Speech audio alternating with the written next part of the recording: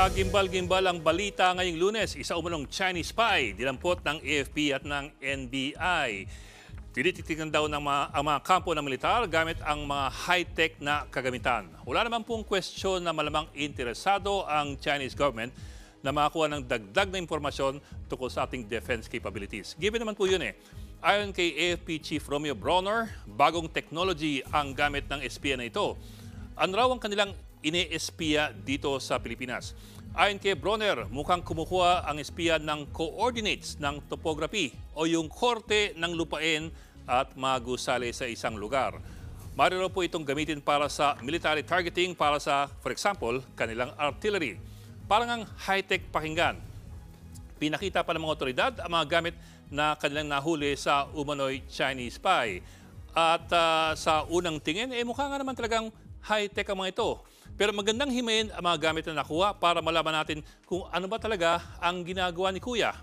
Halimbawa po, ito pong malaking kulay dilaw dito sa bandang taas ay simple pong power inverter para i-convert ang 12 volts ng kotse sa, for example, 220 volts. Ito naman po nakapatong sa taas, may nakapang TP-Link, isa pong simpleng commercial router. At itong nasa kanan, ito po ay NTP server.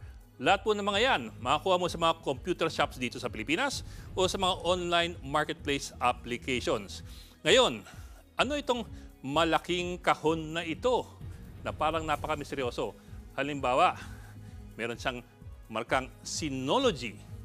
Okay, ito po yan. Pag sinearch mo sa Google, Synology hard disk appliance, isa pong hard disk station na gawa sa Taiwan. Mabibili po yan sa mga online market apps sa halagang 50,000. Kaya po niyan sa Lazada. Ang natitirang misteryosong gamit ay ito po. Ito po ang kulay silver na kahon na mukhang computer CPU. So kung sakaling Chinese government operation po ito, parang hindi masyadong high-tech o hindi masyadong military grade. O baka naman sinadya po yan para po hindi masyadong obvious. Pwede rin.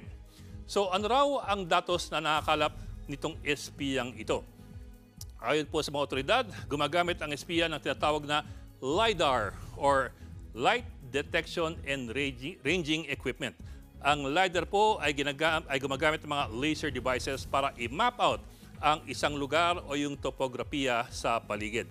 Pero ginagamit din po ito ng marami, hindi lamang po ng militar, kundi pang map surveying, transportation, conservation, agriculture at sari-sari. Ang pangamba ng mga otoridad ay baka raw magamit ito sa paligid ng mga base militar natin o yung mga EDCA sites. Kaya tuloy ang tanong ng isang reporter sa presscon kanina, abay kung topography coordinates lamang po ang kinukuha ng espiya, ano pong pinagkakaiba niyan sa Google Earth o Google Maps o iba't ibang mga open source database na hindi mo naman kailangan mga espiya. Ang sagot po ni General Bronner, ang mga datos kasi na hindi makikita sa Google Earth gaya ng anong klase mga sasakyan ang naglalabas-masok sa isang base militar at saan ang mga entry at exit points, maaaring yun po ang kinukuha. Yun nga lang, para mga bagayan na kaya ring sagutin ng isang Blue Guard. Isa pang tanong na lumitaw, bakit kaya sinuplong at in-announce kagad ng mga otoridad ang kanilang nahuling espiya? Disyerme lamang ito na-discover at dinampot na siya kaagad.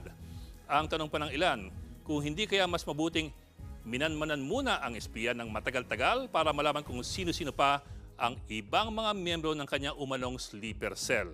Dahil kung pagbabasehan lamang ang mga pinakitang kagamitan at mga datos na kanyang umanong kinukuha, parang hindi pa siya tatawagin na high-level spy na kumukuha ng mga sikreto ng Pilipinas. Mga kapatid, Ed Lingaw po, maging maalam at may pakialam sa mga napapanahong balita sa ating bansa.